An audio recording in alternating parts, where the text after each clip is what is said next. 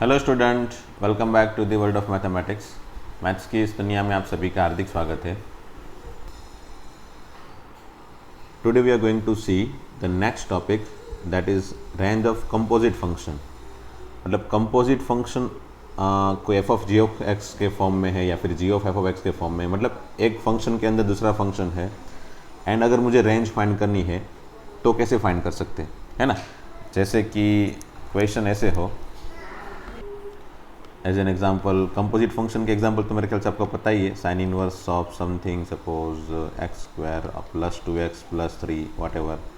Okay, फिर दूसरा कोई फंक्शन ले लेते हैं, log of x minus 5 whatever, है ना। इस तरह से एक फंक्शन के अंदर दूसरा फंक्शन, उसके अंदर तीसरा फंक्शन, ये सभी कंपोजिट फंक्शन है। और इस तरीके के फंक्शंस अगर क्वेश्चन में दिए हो एंड अगर रेंज फाइंड करने के लिए पूछे तो कैसे फाइंड कर सकते हैं, that is what we need to learn today. Okay, but before I start my session, मैं जो लास्ट लेक्चर में जो होमवर्क के क्वेश्चन दिए थे उसका सॉल्यूशन दिखा देता हूँ। ठीक है, ये जो HW क्वेश्चन मैंने 4 दिए थे, first, second, third and fourth, उसके सॉल्यूशन आप बराबर से देख लो। ठीक है, ये पहला क्वेश्चन तो इजी है, ऊपर क्वाड्रेटिक है, नीचे लीनियर है और कोई फैक्टराइजेशन से ये कन्वर्ट तो नहीं हो रहा है। So directly equal to Y जिम करके क्रॉस मल्टीप्लाई करके सोचो, एक्स के फॉर्म में क्वाड्रेटिक बनाओ, एक्स का कोफिशिएंट देखो, अगर वो 1 है, फिक्स है मतलब, तो अच्छी बात है, 0 नहीं है तो अच्छी बात है, उसके लिए कोई कंडीशन सेपरेट नहीं बनेगी। बट अगर एक्स का कोफिशिएंट कोई वाई के फॉर्म में होता तो that is not equal to 0 करके वाई की एक सेपरेट वैल्यू बनाते, जिसके लिए हम सेपरेटली चेक करते हैं। ठीक है, वो हम ऑलरेडी हमने लास्ट लेक्चर में डिस्कस कर लिया है, फिर भी आगे वाले क्वेश्चंस में ये सब कुछ वापस रिपीट होगा। And again D greater than equal to 0, ये दो कंडीशन रख के हमको क्वेश्चन सॉल्व करना होता है। सो डी मतलब 20 minus 4ac and based on that we get again this quadratic equation, उसके दो फैक्टर बन गए। सो यहाँ से बन गया y belongs to minus infinite to -1 union 3 to infinite. Equality hold करेगी, that is why we need to put close bracket over here, -1 and 3 के पास क्लोज ब्रैकेट रखना है। ठीक है, और ये कंडीशन यहाँ पे एक्स्ट्रा क्रिएट नहीं हुई है, इसलिए सेपरेटली मुझे चेक नहीं करना पड़ रहा है, इसलिए यही मेरा आंसर फाइनली। ठीक है ना। फिर सेकंड क्वेश्चन में again equal to Y assume कर लो, क्रॉस मल्टीप्लाई करो, फाइनली एक्स के फॉर्म में क्वाड्रेटिक इक्वेशन क्रिएट करो। एक्स स्क्वायर का कोफिशिएंट अगर है तो क्या है, वाई है, वाई शुड नॉट बी 0, है ना। एक्स स्क्वायर का coefficient should not B 0, it means why should not B 0। तो वाई इक्वल टू 0 नहीं है, इट मीन्स कि वाई इक्वल टू 0 करके अलग से कंडीशन चेक करेंगे हम, है ना। ये सभी जो D greater than equal to 0 वाली जो प्रोसीजर है ना, ये क्वाड्रेटिक इक्वेशन से जो आगे बढ़ रहे हैं हम लोग, वो सभी प्रोसीजर में y इक्वल टू 0 तो नहीं ले रहे, है ना। तो यहाँ से जो भी हम कंडीशन क्रिएट करेंगे उसमें y इक्वल टू 0 नहीं है, ऐसा एज्यूम करके ये सब कुछ फाइंड कर रहे हैं, बराबर। बट अगर y इक्वल टू 0 है तो क्या होगा, मतलब यहाँ पे एक्चुअल में मुझे आंसर बनाना होता ना, तो यहाँ पे मैं एक्चुअल में -0 बना लेता, ऐसे बना लेता। ठीक है, and y equal to 0 separately check करता। अगर y इक्वल टू 0 भी पॉसिबल नहीं होता तो यही answer, and y equal to 0 possible है तो फिर ये 0 निकाल देता, है ना। यूनियन करके 0 डालना है तो ये 0 निकाल देता, मतलब y इक्वल टू 0 भी पॉसिबल है तो ये डेफिनेटली मुझे फाइनल आंसर में 0 रखना है। ठीक है, तो यहाँ पे तो भी अभी फ़िलहाल इस पर्टिकुलर केस की वजह से यहाँ पे 0 नहीं होना चाहिए, तो मैंने 0 निकाल दिया पहले, जो भी आंसर आया उसमें, बराबर। ये तो मेरे ख्याल से पता है, D greater than equal to 0, B square minus 4ac, B square minus 4ac greater than equal to 0 multiply कर लिया, क्वाड्रेटिक इक्वेशन क्रिएट हुआ। डेफिनेटली डायरेक्ट फैक्टराइजेशन पॉसिबल नहीं है तो फिर अल्फा बीटा अलग से फाइंड कर लो, minus B plus minus root D by 2a। अगर एरर है, बाई चांस अगर एरर है तो मुझे बता देना, आप डायरेक्टली मैसेज करके कि सर ये यहाँ पे कहीं पे कुछ छोटी मोटी एरर है। मेरे ख्याल से मैंने तो ट्राई की है कि एरर ना हो कहीं कैलकुलेशन पे, बट फिर भी हो सकता है कि ये सभी कैलकुलेशन है, मैथमेटिकल कैलकुलेशन है, में भी एरर हो सकती है कहीं पे कैलकुलेटिव, छोटी सी छोटी एरर डेफिनेटली आंसर को गलत बना देती है ना। तो बस ये अल्फा बीटा बन गया, -16 plus and -16 minus something by 17, तो दोनों रख दिए रूट, है ना। नेगेटिव वाला रूट, -16 माइनस वाला रूट जो होगा वो छोटा होगा तो उसको आगे रखा, -16 प्लस वाला जो रूट है वो बड़ा होगा इसलिए पीछे रखा। ठीक है, एंड 0 नहीं लेना है, 0 इसके अंदर आ जाएगा, चेक करना, है ना। 0 इसके अंदर आ जाएगा, चेक करना, आप लोग कर सकते हो। आप लोग 47 की अप्रोक्सीमेट वैल्यू बनाओगे ना रूट 47 की, तो वो बन जाएगी √49 जो होता है वो 7 होता है, बराबर। तो √47 अप्रॉक्सीमेटली 6.8 समथिंग या 6.9 भी ले सकते हो, ठीक है। ये वाली वैल्यू लेके यहाँ पे रखोगे, then definitely you will get something negative number. So some negative number to infinite, definitely zero उसके अंदर होगा, बराबर। तो जीरो अभी फिलहाल निकाल दिया है। क्यों निकाल दिया है, मैंने क्या बताया, क्योंकि जीरो नहीं लेना है, यहाँ पे जीरो नहीं लेना है और उसके बेस से हमको आंसर बनाना है। और मेरे ख्याल से मैंने लास्ट लेक्चर में जो डिस्कस किया था वो प्रोसीजर तो सही थी, फाइनली आंसर भी सही बनाया था, बट मेरे ख्याल से मैंने यहाँ पे निकाला नहीं होगा आंसर, है ना। क्योंकि जो लास्ट लेक्चर है उसमें सेकंड क्वेश्चन में तो डेफिनेटली एक्स का कोफिशिएंट 1 ही बन गया है, बट उसके आगे वाला क्वेश्चन जो था, हाँ ये वाला फर्स्ट क्वेश्चन, उसमें मैंने एक्स का कोफिशिएंट बनाया था 3y-1 and that should not be equal to 0 means y should not be 1/3। तो यहाँ पे जो आंसर बना ना, यहाँ पे क्या बना, यहाँ पे हाँ y बिलोंग्स टू समथिंग, वहाँ पे एक्चुअली मुझे ये 1/3 मुझे एलिमिनेट कर देना चाहिए, ठीक है। लेकिन वैसे भी एलिमिनेट हो ही गया है, देखो यहाँ पे 1/3 के ओपन ब्रैकेट है, चलो एलिमिनेट तो हुआ ही है, so we don't need to worry about this, है ना। तो ये एलिमिनेट करना पड़ेगा 1/3 एंड फाइनली 1/3 के लिए चेक करो, और 1/3 के लिए चेक किया तो यहाँ पे भी नॉट पॉसिबल आया, कोई x मिला ही नहीं, इसलिए 1/3 को एलिमिनेट ही रखा। बाई चांस यहाँ पे 1/3 के लिए कोई x मिल जाता तो हम बोलते कि भाई x की फलानी वैल्यू के लिए y इक्वल टू 1/3 पॉसिबल है, तो फिर हम इंक्लूड कर लेते, है ना। उसी प्रोसीजर के हिसाब से मैंने यहाँ पे 0 पहले निकाल दिया है, ठीक है, 0 पहले निकाल दिया, इसके अंदर 0 है तो उसको निकाल दिया, फिर अलग से उसको चेक किया, y इक्वल टू 0 लिया, बराबर। तो 0 लेके फिर x की वैल्यू फाइंड करने की कोशिश की, तो x इक्वल टू -3/2 बन रहा है। इट मीन्स व्हाट कि for x equal to -3/2 y equal to 0 is possible, है ना। x इक्वल टू -3/2 पॉसिबल है, इसके अंदर x इक्वल टू -3/2 रखोगे तो कुछ ना कुछ आंसर मिल रहा है, और वो क्या मिल रहा है, y equal to 0, I hope x equal to 0, है ना। तो x इक्वल टू -3/2 के लिए y इक्वल टू 0 पॉसिबल है, मीन्स कि y equal to 0 will not be eliminate from the obtain range of y, उसको एलिमिनेट नहीं करना है, मतलब यहाँ जो मैंने निकाल दिया ना वो नहीं करना है, मतलब वापस उसको निकाल दो, है ना। जो 0 हमने निकाला था, जो हमने 0 को एलिमिनेट कर दिया था वो एलिमिनेट नहीं करना है, ठीक है। यहाँ पे हमने एलिमिनेट कर दिया, वो हमको करना नहीं है। सो फाइनली ये हमारा आंसर हो जाएगा। यहाँ हमने जो 0 को एलिमिनेट किया था ना वो वापस जोड़ दिया है, ठीक है ना। चलो, तो यही है प्रोसीजर। वैसे ही थर्ड क्वेश्चन देखो, थर्ड क्वेश्चन में मैंने बाय चांस कुछ क्वाड्रेटिक डिफ़िकल्ट जैसे ही दे दिए थे, कोई बात नहीं, फिर भी मैंने क्या किया, इसको फैक्टराइज करने की कोशिश की, हो रहा है फैक्टराइजेशन, इसलिए मैंने फैक्टराइज करने की कोशिश की, तो ये दोनों फैक्टर परफेक्टली ऐसे बन गए, बट यहाँ पे कोई कैंसिलेशन नहीं हो रहा है ना। जब भी क्वाड्रेटिक बाय क्वाड्रेटिक इक्वेशन हो तो आप पहले कोशिश करो कि उसके फैक्टर बन रहे क्या, और फैक्टर बन रहे, फैक्टर तो वैसे बनेंगे ही, कुछ ना कुछ तो फैक्टर बनेंगे ही, तो वो फैक्टर जो भी बनेंगे वो कैंसिल तो नहीं हो रहे ना, क्या मतलब ये क्वाड्रेटिक बाय क्वाड्रेटिक से लीनियर बाय लीनियर के फॉर्म में कन्वर्ट तो नहीं हो रहा है ना, क्योंकि लीनियर बाय लीनियर से अगर कन्वर्ट हो जाता है तो डायरेक्टली 2 स्टेप में ही आंसर आ जाता है।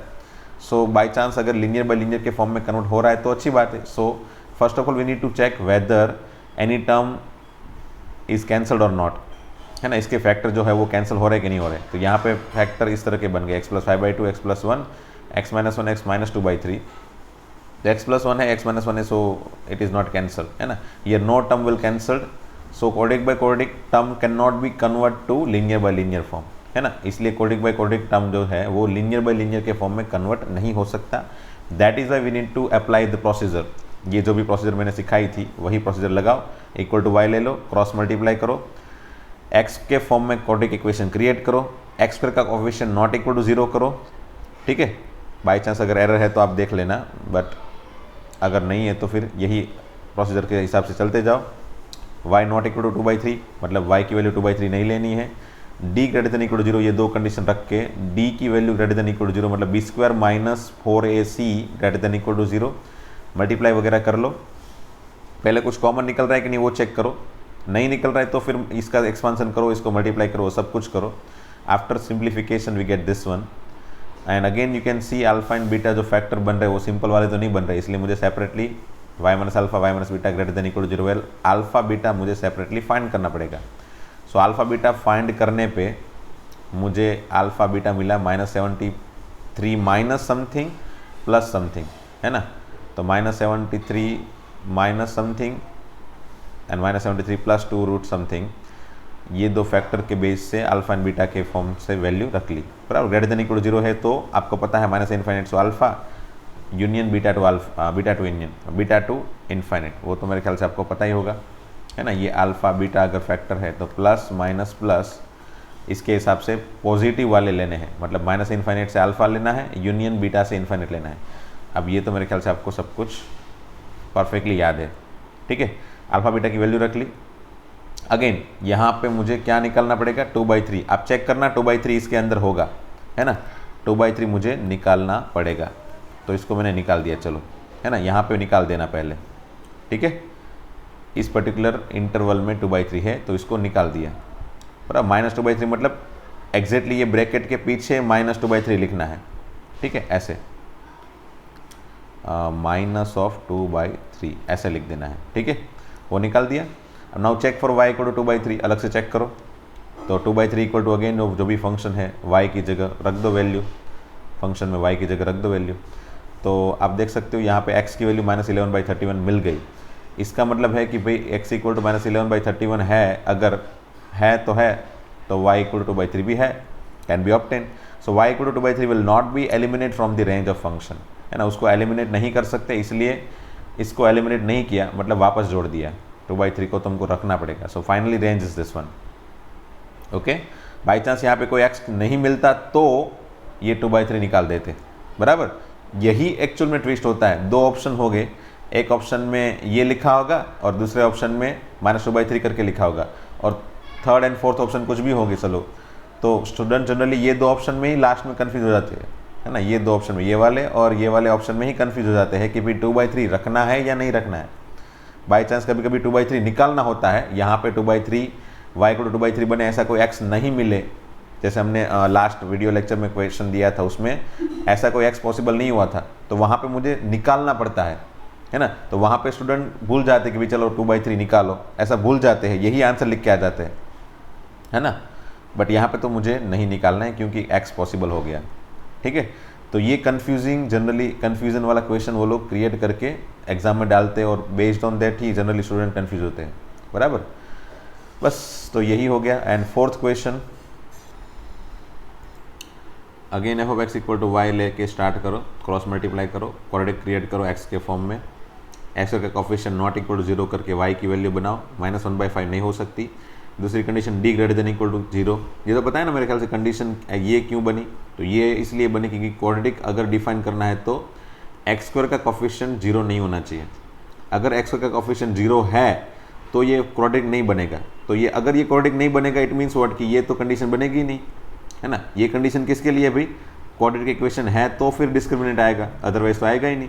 इसलिए पहले मैंने x² का कोफिशिएंट 0 नहीं रखा, एंड बेस्ड ऑन दैट अगर ये क्वाड्रेटिक है x के फॉर्म में, तो इस क्वाड्रेटिक इक्वेशन में जो x होगा वो हमेशा ही रियल होगा, क्योंकि x की रियल वैल्यू के लिए ही ये फंक्शन डिफाइन होगा, है ना। तो for real value of x, for real value of root x, discriminant should be always positive और 0। So discriminant d greater than equal to 0, ठीक है। बेस्ड ऑन दैट हमने y के फॉर्म में एक इक्वेशन बना लिया। इसमें भी अगेन कोई कॉमन फैक्टर नहीं बन रहा है, इसलिए सिंपली एक्सपांसन कर लिया, मल्टीप्लिकेशन कर लिया, फाइनली एक क्वाड्रेटिक मिला। और बाई चांस ये क्वेश्चन में देखो, बाई चांस ये क्वेश्चन अच्छा बन गया, ताकि ये वाला क्वेश्चन भी आपके दिमाग में कभी भी आए तो डाउट ना क्रिएट हो, ठीक है। इसमें क्या हो रहा है, देखो ये क्वाड्रेटिक जो लास्ट में क्रिएट हुआ ना, वो उसके फैक्टर नहीं बन रहे, उसके फैक्टर इमेजिनरी बनते हैं। देखो इसका डिस्क्रिमिनेंट जो है ना वो नेगेटिव बन गया, देखो। तो अगर डिस्क्रिमिनेंट नेगेटिव है एंड a पॉजिटिव है, y² का कोफिशिएंट पॉजिटिव है, तो उसका मतलब क्या हुआ, a पॉजिटिव d नेगेटिव, मतलब फंक्शन का ग्राफ ऐसा हो गया, है ना। x एक्सिस को टच भी नहीं कर रहा है एंड कट भी नहीं कर रहा है ना। ये तो पता है आप, मेरे ख्याल से आपको, कि अगर फंक्शन x एक्सिस को कट करता है तो 2 रूट होंगे, मतलब यहाँ पे d ग्रेटर देन 0 होगा, ठीक है। अगर वो टच करता है तो d इक्वल टू 0 होता है, एक ही रूट होता है। बट अगर वो टच भी नहीं करेगा और कट भी नहीं करेगा तो रूट नहीं होंगे, मतलब d नेगेटिव होगा। एंड a तो सभी में पॉजिटिव ही है, ये तीनों के केस में a पॉजिटिव है, क्योंकि हमारा पैराबोला जो है, क्वाड्रेटिक फंक्शन का ग्राफ जो है वो अपवर्ड है, बराबर। अगर पैराबोला अपवर्ड है मतलब पॉजिटिव है, तो यहाँ पे a पॉजिटिव है मतलब पैराबोला अपवर्ड है, एंड d नेगेटिव है मतलब ग्राफ ये वाला है। एंड अगर ग्राफ ये वाला है तो इसकी रेंज, इसके जो भी आंसर होंगे, ये पर्टिकुलर फंक्शन के जो भी आंसर होंगे, इसका ही ग्राफ है ना, ये पर्टिकुलर फंक्शन का जो ग्राफ है वो तो हमेशा ही पॉजिटिव रहेगा, है ना, it is always positive. It means what कि तो ये कंडीशन तो हमेशा ही पॉजिटिव रहेगी, है ना, ये तो हमेशा ही, मतलब ये हमेशा ही होल्ड करेगा ना। इन लोग ने क्या बोला, उन लोग ने क्वेश्चन में बोला कि ये पॉजिटिव हो ऐसा वाई बनाओ, ये वाली चीज़ पॉजिटिव हो ऐसा वाई बनाओ, और हम लोग बोल रहे ये तो हमेशा ही पॉजिटिव है। यहाँ से हम लोग बोल रहे ये तो हमेशा ही पॉजिटिव है, यहाँ से हम लोग बोल रहे ये तो हमेशा ही पॉजिटिव है। इसका मतलब क्या हुआ कि हमेशा ही पॉजिटिव है, मतलब y कुछ भी ले लो ये तो पॉजिटिव ही रहेगा, है ना। So here 5y² - 6y + 2 is always positive for y belongs to R, है ना। जब भी ये कंडीशन हमेशा ही ऑलवेज पॉसिबल हो, तब जो भी हमको फाइंड करना हो, जैसे y की रेंज फाइंड करनी है ना, इससे हम y की रेंज ही फाइंड करते हैं ना, तो y हमेशा ही डिफाइन होगा। कोई भी वैल्यू y की रखो, it is always positive, it means y belongs to R, है ना। तो y की फाइनली वैल्यू मुझे R मिली। अब मुझे y = -1/5 चेक करना है, ठीक है। y = -1/5 जो मैंने यहाँ पे निकाला था वो मुझे चेक करना है। देखिए यहाँ पे R एक्चुअल में सिर्फ R नहीं ले सकते, R में से 1/5 तो निकालना ही पड़ेगा। क्यों निकालना पड़ेगा? क्योंकि 1/5 तो मैंने पहले से ही ना बोल दिया है कि 1/5 नहीं लेना है ये कोडिक में, बराबर। तो फाइनली यहाँ पे y बिलोंग्स टू R - 1/5 मिला। अब y = -1/5 मिला, बराबर, -1/5। y = -1/5 करके अलग से चेक किया तो x = 9/5 मिला। इट मीन्स कि for x = 9/5 y = -1/5 is possible. Hence range में -1/5 हम एलिमिनेट नहीं कर सकते, इसलिए final answer y belongs to R होगा, इसलिए रेंज भी R होगी। दैट्स ऑल, खत्म। बस वही चीज़ यहाँ पे लिखी है, देखो। For x = 9/5 y = -1/5 is possible, hence y = -1/5 will not be eliminate from the obtain range of y। So finally y belongs to R, यही मेरा आंसर हो जाएगा, बराबर। Okay, so range is R, ये पर्टिकुलर फंक्शन में range R हो जाएगी। अगर आपको बाय चांस चेक करना हो ना, किसी बंदे को अगर बाय चांस चेक करना हो कि भाई हमने जो भी आंसर बनाए वो सही है या नहीं, तो उसके लिए क्या करो कि मैंने आपको आगे भी एक आध लेक्चर में, वीडियो लेक्चर में बताया था कि आप ग्राफ बना लो, है ना। और डेफिनेटली इसका ग्राफ तो बहुत डिफिकल्ट होगा। अगर मैं खुद बनाने जाऊंगा तो मुझे भी डेफिनेटली टाइम लग जाएगा ग्राफ बनाने में, क्योंकि बहुत सारी प्रोसीजर अप्लाई करके ग्राफ बनेगा। तो आप एप्लीकेशन है ना, डेस्मोस एप्लीकेशन से ग्राफ बना लो। कॉम्प्लिकेटेड फंक्शन है, इसीलिए बोल रहा हूँ कि ग्राफ बनाना मुश्किल है directly. So that's why we need to apply the procedure. Graph बनाने की एक स्पेशल प्रोसीजर है, कर्व स्केचिंग करके आती है, तो वो अप्लाई करने के बाद तो फिर वो 15-15, 20-20 मिनट या फिर आधा घंटा लग जाता है ग्राफ बनाने में। So better we can make graph by using Desmos application. क्या एप्लीकेशन है? डेस्मोस। ये मोबाइल में डाउनलोड करो और इस एप्लीकेशन में आप ग्राफ बना के देखो। तो अगर इसका ग्राफ बनाओगे ना तो कुछ ग्राफ इस तरह का मिल रहा है। यहाँ पे कुछ ग्राफ है ऐसे, फिर मुझे एग्जैक्ट तो याद नहीं है, बट यहाँ पे कुछ ऐसे ग्राफ है, बराबर, एंड फिर यहाँ पे कुछ ऐसे ग्राफ है, ऐसा कुछ ग्राफ है। मतलब आप देखने जाओगे तो पूरी की पूरी वाई कवर होगी। देखो, इससे ये वाली पर्टिकुलर ग्राफ के, ये वाले ग्राफ के लिए, ये वाले ग्राफ के लिए ये वाला वाई तो कवर हो गया, वाई पूरा का पूरा कवर हो गया, सिर्फ जीरो कवर नहीं हुआ। तो जीरो इसके लिए कवर हो गया यहाँ से, है ना, यहाँ पे कवर हो गया जीरो। एंड नेगेटिव इस सभी के लिए नेगेटिव कवर हो गया, देखो। सो इट मीन्स कि वाई पूरा का पूरा कवर हो गया है, तो रेंज R सही है, हमने जो भी आंसर बनाया वो सही है ना। तो डेस्मोस एप्लीकेशन से आप देख सकते हो ग्राफ में वाई कितना कवर हुआ है, उसके हिसाब से रेंज आपकी क्रिएट हो जाएगी। आप डायरेक्टली रेंज ग्राफ से देख सकते हो, और वही आपके आंसर में आया है क्या वो चेक कर सकते हो, ठीक है ना। ओके, चलो finally range of composite function देखते हैं। इसकी प्रोसीजर में दिखा देता हूँ और एक आध दो क्वेश्चन सॉल्व करवा देता हूँ ये वीडियो में। फिर नेक्स्ट वीडियो में इसकी प्रैक्टिस भी करेंगे एंड फिर फाइनलाइज करेंगे चैप्टर को, है ना, क्योंकि ये चैप्टर में फिर इसको हम लास्ट टॉपिक रखते हैं। इसके बाद भी बहुत सारे टॉपिक है रेंज फाइंड करने के, बट वो सभी टॉपिक क्या होंगे, वो सभी 11th का जहाँ तक आपका सिलेबस ख़त्म हुआ है, 10th एंड 11th का जहाँ तक आपका सिलेबस, जहाँ तक आपने स्टडी किया है, पोर्शन जहाँ तक आपने पढ़ा है, उसके हिसाब से इतना काफ़ी है। बाकी सब कुछ जो है वो सभी डिफरेंशिएशन, उसके बेस से है, या फिर ग्राफिकल रिप्रेजेंटेशन आपको जितना परफेक्टली पता है उसके बेस से है, या फिर कुछ सीरीज सीक्वेंस के बेस से एक आध ऐसा टॉपिक भी है, एंड ट्रिग्नोमेट्री के एक आध टॉपिक है, बराबर। इंक्रीजिंग डिक्रीजिंग फंक्शन के वो भी अगेन एप्लीकेशन ऑफ डेरिवेटिव के बेस से है।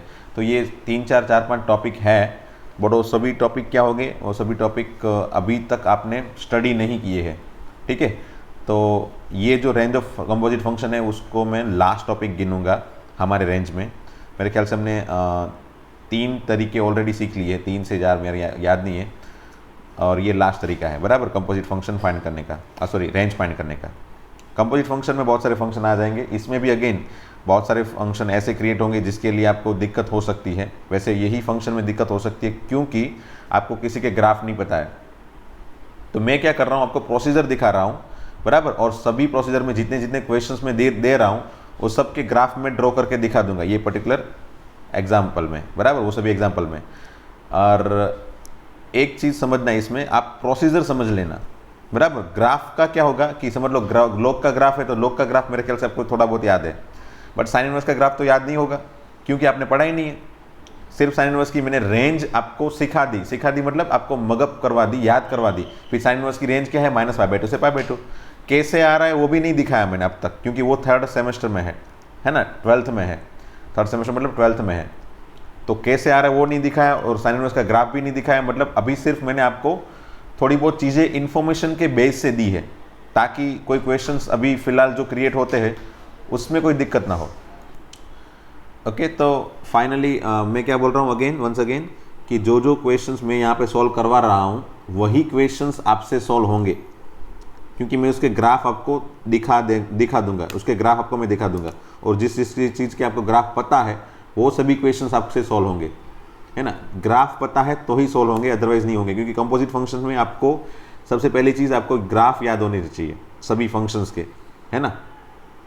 अब थोड़े बहुत ग्राफ तो मैं दिखा ही दूंगा, बेसिक वाले, बट सभी ग्राफ डेफिनेटली ये टॉपिक में दिखा नहीं सकता। तो जैसे जैसे हम स्टडी करते जाएंगे वैसे वैसे ग्राफ भी स्टडी करते जाएंगे, वैसे वैसे आपका पोर्शंस, ये जो कंपोजिट फंक्शन वाला पोर्शन है वो आपका क्लियर होते जाएगा पूरे 2 साल में। ऐसा इसके लिए 2 साल लगेंगे अल्टीमेटली, 2 साल तो नहीं लगेंगे, बट एटलीस्ट 11th लग जाएगा पूरा। एंड 12th में भी बहुत सारे ऐसे नए फंक्शन थोड़े बहुत मिलेंगे और उसके ग्राफ मिलेंगे। फिर बाद में आपको जो भी मिलेगा वो सब कुछ पुराना ही होगा, बस उसके एप्लीकेशंस होंगे, बराबर। तो स्टार्ट करते हैं इसके प्रोसीजर, बराबर, कैसे करना है। तो सबसे पहले मैं क्या करूँगा, चलो प्रोसीजर में लिखवा देता हूँ यहाँ पे। First of all find the range of g of x, जो अंदर फंक्शन है ना उसकी रेंज फाइंड कर लो। ये जो अंदर फंक्शन है उसकी रेंज फाइंड कर लो, जैसे यहाँ पे अंदर x + x+1 है उसकी रेंज फाइंड कर लो, यहाँ पे x - 5 है उसकी रेंज फाइंड कर लो, है ना। Find the range of g of x। फिर से g ऑफ x की जो भी रेंज आई, से g ऑफ x की रेंज बन गई मेरी, उसको चलो पहले थोड़ी देर के लिए a रख लो, a एज्यूम कर लो, बराबर। और a की कुछ ना कुछ तो रेंज आएगी, है ना, कुछ ना कुछ तो रेंज मिलेगी ही मुझे, बराबर। समथिंग a to b, बराबर, a to b, या -∞ to +∞, या फिर -∞ से लेके 7 तक, या फिर -∞ से लेके 7 यूनियन 7 से लेके 5 से लेके इन्फाइनाइट, वॉटेवर, बराबर। या फिर कुछ 2 to 3, या फिर 5 to 7, कुछ भी, कुछ ना कुछ तो रेंज मिलेगी ही मुझे, बराबर। अब ये जो भी रेंज मिल रही है उस रेंज के अंदर f का रेंज, उस रेंज मतलब उस पर्टिकुलर इंटरवल को डोमेन लेके f की रेंज फाइंड कर लो, है ना, यूजिंग और कंसिडरिंग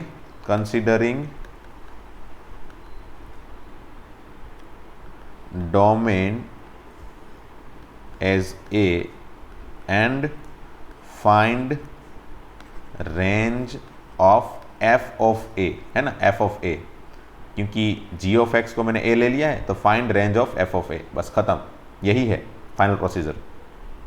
क्या बताया मैंने, कंसिडरिंग डोमेन एज a। अब a को डोमेन कंसिडर कर लो, ये जो a है ना, ऐसे समझ लो मुझे अगर f ऑफ x की रेंज फाइंड करनी है तो x consider as a domain, है ना। तो x की जो जो वैल्यू है उसके अंदर f ऑफ x की वैल्यू क्या होगी, उसके बेस एक्स की अलग अलग वैल्यू रखेंगे तो एफ ऑफ एक्स की वैल्यू क्या होगी, वो हमारा आंसर होगा, वो हमारी रेंज होगी, बराबर। तो यही है हमारे पास, यहाँ पे जी ऑफ एक्स की जो वैल्यू मिली वो ए है, बराबर। तो ए की जो वैल्यू पॉसिबल है उसके लिए ए की जो वैल्यू पॉसिबल है, मतलब उसको क्वेश्चन रखो, उसको एज ए डोमेन रखो, and based on that domain find करो एफ ऑफ ए की वैल्यू क्या होगी, वही हमारा आंसर, वही हमारी रेंज। बस तो ये 3 स्टेप है ना, बहुत ही सिंपल से 3 स्टेप है, और based on this 3 step we can easily find the answer.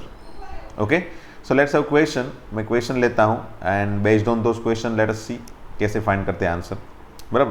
पहले थोड़े इजी वाले क्वेश्चन लेते हैं, फिर बाद में ये सब ये तो थोड़े टफ हो जाएंगे आपके लिए।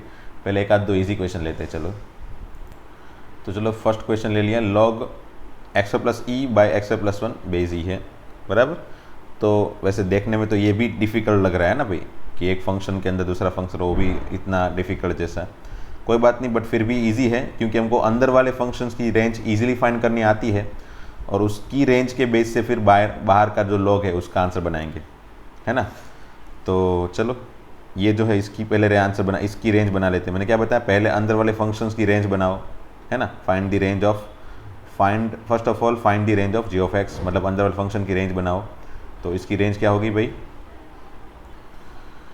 अब याद होगा मेरे ख्याल से x plus E by X plus 1। तो सबसे पहले आगे से ही स्टार्ट करो, first method, second method, third method, fourth method. तो ये फर्स्ट मेथड लग जाएगी क्या, तो फर्स्ट मेथड में क्या बताया मैंने कि अगर x वाले टर्म एक ही जगह पे है तो फर्स्ट मेथड लग रही है ना। x वाले टर्म एक ही जगह पे है तो डायरेक्टली जो जगह है वहाँ से स्टार्ट कर लो रेंज फाइंड करना, और अगर नहीं है तो कोशिश करो कि x वाले टर्म एक ही जगह पे आ जाए, है ना, वो फर्स्ट मेथड है। फिर सेकंड मेथड में मैंने क्या बताया था, लीनियर बाय लीनियर वाला टर्म, ऊपर लीनियर नीचे लीनियर। एंड थर्ड मेथड में क्या बताया मैंने, क्वाड्रेटिक बाय क्वाड्रेटिक। तो इसमें तो फर्स्ट मेथड भी लग जाएगी एंड थर्ड मेथड भी लग जाएगी, क्वाड्रेटिक बाय क्वाड्रेटिक भी लग जाएगी एंड फर्स्ट मेथड भी लग जाएगी। फर्स्ट मेथड क्यों लग जाएगी, क्योंकि इसमें आप डिनोमिनेटर x के फॉर्म में सिंगल जगह पे क्रिएट कर सकते हो एक्सप्रेशन, है ना। डिनोमिनेटर को अगर आप सेट कर लो ऊपर, मैंने क्या किया, 1 ऐड किया 1 सब्ट्रैक्ट किया, एक्स प्लस ई में 1 ऐड किया 1 सब्ट्रैक्ट कर लिया, तो व्हाट आई गेट हियर, मुझे इस तरह का कुछ फॉर्मेट मिला, बराबर। तो यहाँ से फिर अगर मैं सेपरेट कर लूँ डिनोमिनेटर को तो ये बन जाएगा 1 plus E minus 1 divided by x square plus 1, बस। तो अब यहाँ से अगर आपको पता हो तो x वाली जो पोजीशन है वो एक ही जगह पे आ गई, देखो, है ना, x वाली पोजीशन जो है वो एक ही जगह पे आ गई, ठीक है, ये रहा, ये x वाली पोजीशन एक ही जगह पे आ गई। अब बस वहाँ से स्टार्ट कर लो, एक्स स्क्वायर जो है उसकी रेंज क्या होगी, 0 से लेके इनफाइनाइट। फिर एक्स स्क्वायर प्लस 1 की रेंज क्या होगी, 1 से लेके इनफाइनाइट, 1 ऐड किया मैंने। फिर उसको डिनोमिनेटर में डालना है तो 1 बाई एक्स स्क्वायर प्लस 1 की रेंज क्या होगी भाई, तो क्या करना है, इनफाइनाइट को आगे रखना है, बट डिनोमिनेटर में 1 बाई इनफाइनाइट, है ना, इनफाइनाइट को आगे एंड नीचे, आगे एंड साथ में रेसिप्रोकल भी, एंड 1 है उसको भी पीछे बट रेसिप्रोकल में। 1 बाई इनफाइनाइट मीन्स 0 से लेके 1 बाई 1 मतलब 1, ठीक है। ये 1 बाई एक्स प्लस 1 की रेंज हो गई। अब e माइनस 1 मल्टीप्लाई कर लो तो ये हो गया e माइनस 1 मल्टीप्लाई बराबर इंटू 1 अपन एक्स प्लस 1 मतलब डिवाइडेड बाई एक्स प्लस 1 रख लो, तो ये हो गया 0 से लेके e माइनस 1।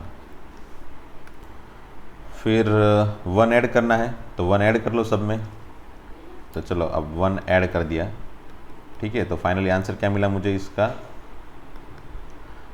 0 प्लस 1 मतलब 1 से लेके e माइनस 1 प्लस 1 मतलब e, ठीक है। ब्रैकेट खास ध्यान रखना है भाई, ब्रैकेट में यहाँ पे ओपन ब्रैकेट कंटिन्यू है और यहाँ पे क्लोज ब्रैकेट कंटिन्यू है, और ये ओपन ब्रैकेट 0 के लिए क्यों लगा, क्योंकि 1 बाई इनफाइनाइट पॉसिबल नहीं था, इसलिए 1 बाई इनफाइनाइट भी पॉसिबल नहीं होगा, इसलिए वहाँ पे भी ओपन। 1 बाई इनफाइनाइट की मतलब वैल्यू हो गई 0, इसलिए 0 ओपन ब्रैकेट के साथ। 1 पॉसिबल है इसलिए 1 बाई 1 भी पॉसिबल है, इसलिए वहाँ पे क्रॉस ब्रैकेट, तो फिर वो कंटिन्यू रहा क्लोज ब्रैकेट, ठीक है, पीछे तक। तो ये हो गई हमारी इसकी रेंज, किसकी, इसकी x plus E by X plus 1 की, x square plus E by x square plus 1 की रेंज हो गई, है ना। यही था हमारा जी ऑफ एक्स, अगर याद हो तो, तो जी ऑफ एक्स को मैंने क्या बताया, ए समझ लो, तो ए की रेंज मुझे मिली 1/e। अब मैंने बताया क्या भाई कि फॉर ए बिलोंग्स टू 1 से लेके ई फाइंड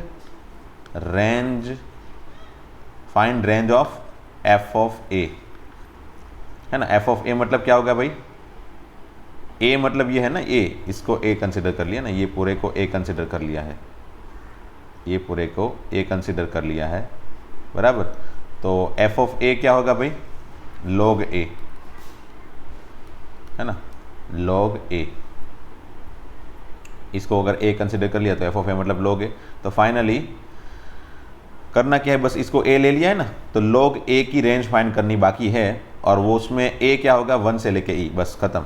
ज़्यादा मत सोचो, चलो इसको एलिमिनेट कर दो, ज़्यादा मत सोचो। क्या करना है, इतना ही सिंपल सा सोचो कि अगर इसको ए ले लिया है, अगर इसको ए ले लिया है तो for A belongs to 1 to E find range of F of A equal to log A, बस ये याद रखो, है ना। ये जो भी ए मिला मुझे, ए बराबर, अगर इसको ए बोलेंगे, A equal to X plus E by X plus 1, तो यहाँ पे ए रख दिया और उसकी रेंज, उसकी वैल्यू है 1 से लेके ई, तो ए बिलोंग्स टू 1 से लेके ई के लिए F of A equal to log A की रेंज क्या होगी। अब लॉग ए की रेंज मेरे ख्याल से आपको याद है, लॉग एक्स की रेंज क्या होगी, तो लॉग एक्स की रेंज होती है आर, मतलब माइनस इनफाइनाइट से प्लस इनफाइनाइट तक, है ना, ये लॉग एक्स की रेंज है।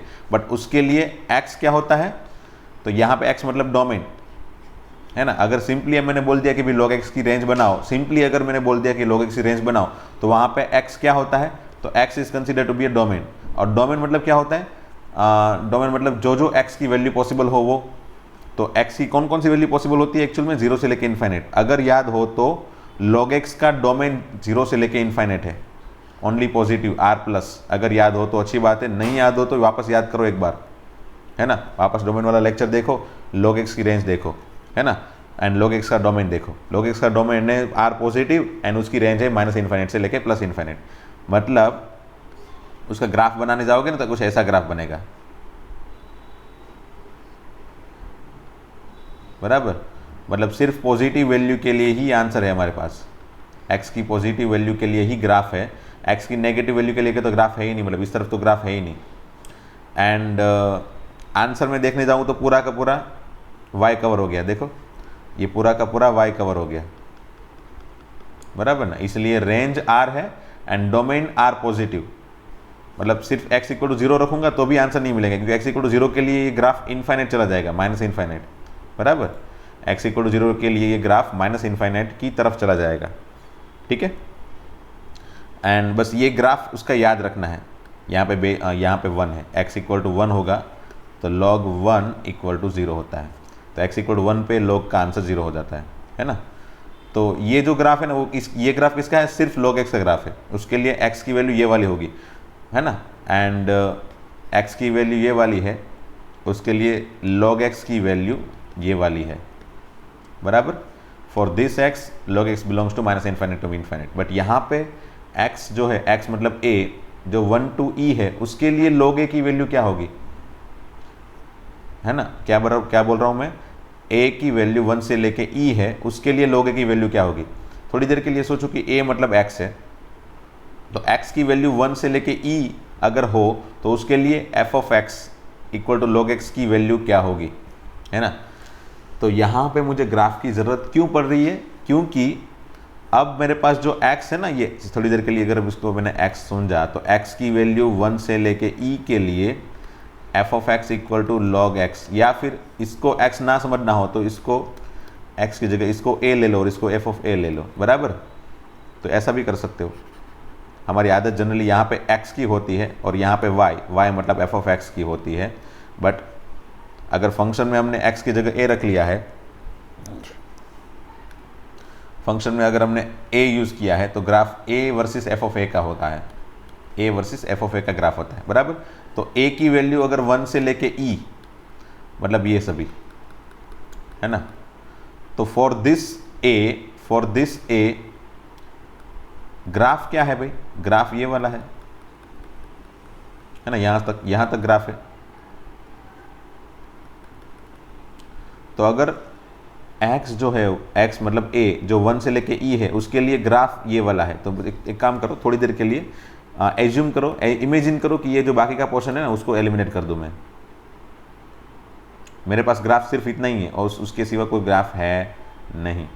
चलो उसको एलिमिनेट कर दिया, बराबर। तो इतने छोटे से x के लिए, इतने छोटे से a के लिए मेरे आंसर क्या क्या मिले भाई, ये वाले, है ना। ग्राफ की ज़रूरत इसीलिए है कि अगर ग्राफ नहीं पता है तो चल जाता है, डायरेक्ट फंक्शन की रेंज फाइंड करनी हो ना तो मैंने बता दिया था डायरेक्टली भाई, रेंज माइनस इनफाइनाइट से लेकर प्लस इनफाइनाइट, वो भी याद रख लिया, एंड डोमेन याद रख लिया, तो आगे वाली सभी मेथड के क्वेश्चन तो सॉल्व हो जाते।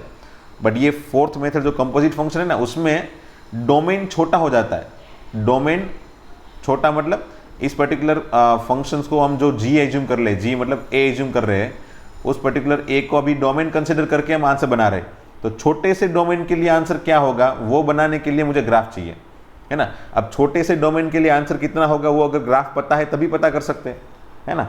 अगर पूरा का पूरा ग्राफ बनाएंगे फिर वो छोटे वाले डोमेन का एरिया बनाएंगे, जैसे ये वाला एरिया, छोटा वाला डोमेन 1 से लेके e।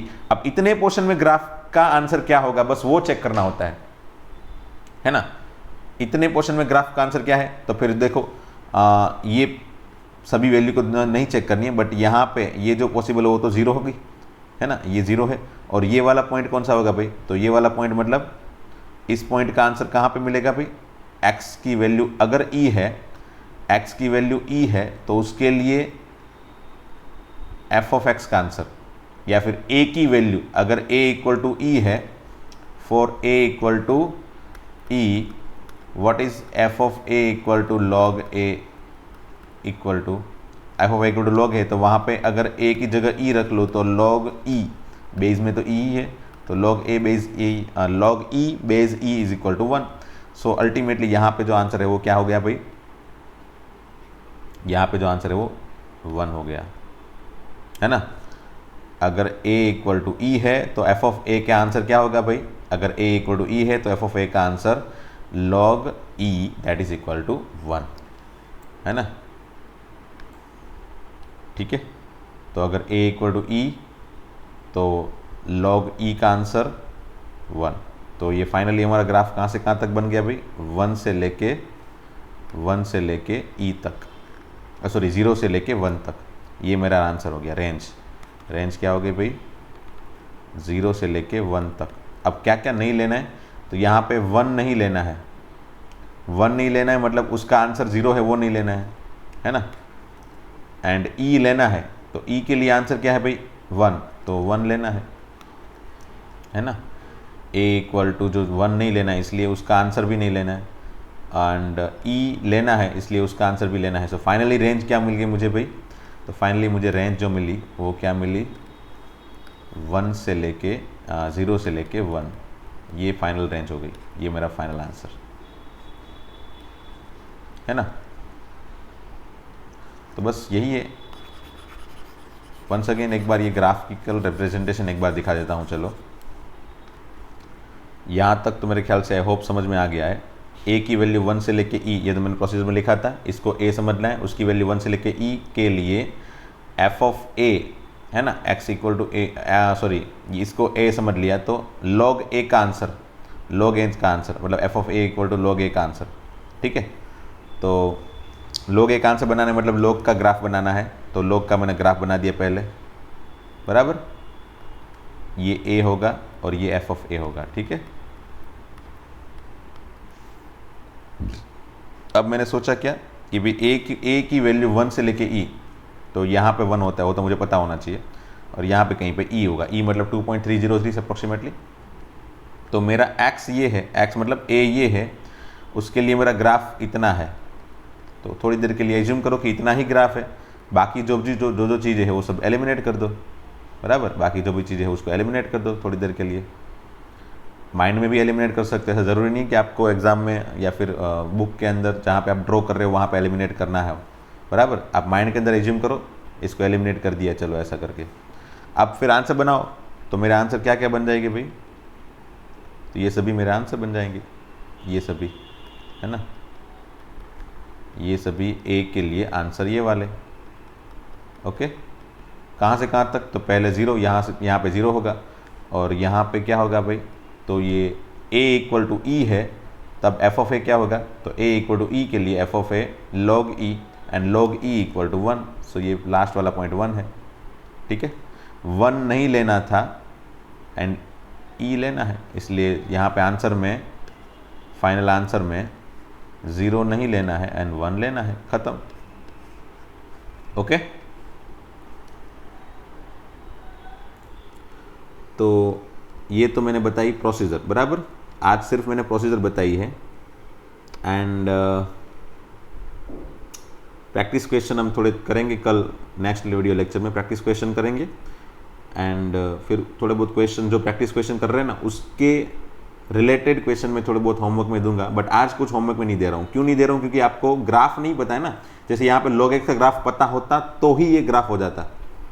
तो जो जो क्वेश्चन मैं नेक्स्ट लेक्चर में करवाऊंगा ना, उसमें बहुत सारे ग्राफ कवर कर लूँगा, अलग अलग तरीके के क्वेश्चन लूँगा ताकि ग्राफ कवर हो जाए। बहुत सारे जो बेसिक ग्राफ है छोटे मोटे, जिससे क्वेश्चन ज़्यादा बन रहे, वो सब कवर हो जाए, बराबर। वो याद रख लेना है। फिलहाल अगर आपने नहीं पढ़े हैं तो उसको भी याद रख लेना थोड़ी देर के लिए, थोड़े दिन के लिए। वापस वो सभी ग्राफ अलग से फंक्शंस के फॉर्म में सेपरेट चैप्टर में पढ़ोगे, so definitely you don't need to worry about all the graph, है ना। ग्राफ भी आप पढ़ते रहोगे, आगे आगे जैसे पढ़ते रहोगे वैसे वैसे ही अब, बट फिलहाल याद रख लेना, है ना। तो नेक्स्ट लेक्चर में मैं सभी जो क्वेश्चन प्रैक्टिस के लिए कराऊंगा उसमें ग्राफ भी करवा दूंगा, थोड़े बहुत बेसिक वाले फंक्शन के जो यूज़ होंगे वो सभी, और उसको याद रखने की कोशिश करना वहाँ पे। ठीक है, तो चलो मिलते हैं फिर नेक्स्ट लेक्चर में। थैंक यू वेरी मच दोस्तों। आई होप ये क्वेश्चन, ये प्रोसीजर में आपको कोई मिस्टेक या फिर कोई डाउट्स नहीं है ना। चलो, थैंक यू।